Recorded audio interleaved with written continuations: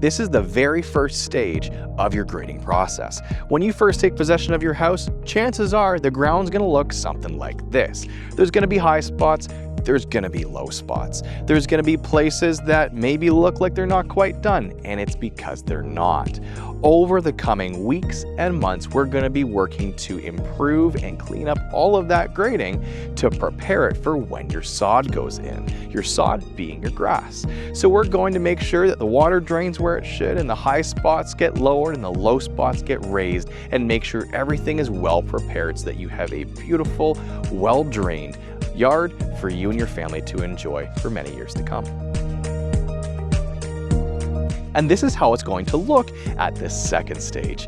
When you see all this beautiful topsoil laid down with these nice slopes and these swales carrying all of the rainwater away from your house, it's almost time for sod. It's important at this stage not to disturb the ground. Don't change anything you see. It's all intentional because this is the next step before you get to have a nice green backyard.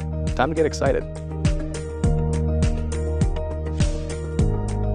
And you finally made it. This is the finished product. You finally got all of your sod laid and you've got a beautifully landscaped backyard, green, luscious, and ready to play in. You know, there's a lot of steps that happen getting to this point. You started off with that rough grade that looked almost a little hopeless. Then you got to that final grade where, okay, maybe this is gonna turn into something beautiful.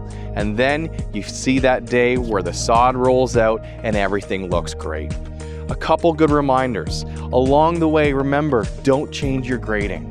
Don't pull out those wooden stakes. They're meant to be there. They help our landscaping crews know where to set everything to make sure water goes where it should and doesn't go where it shouldn't. Take your time to water your grass once it's laid and you've got that sod down. It takes a long time for the sod to get its roots down into that fresh soil and become self-sufficient.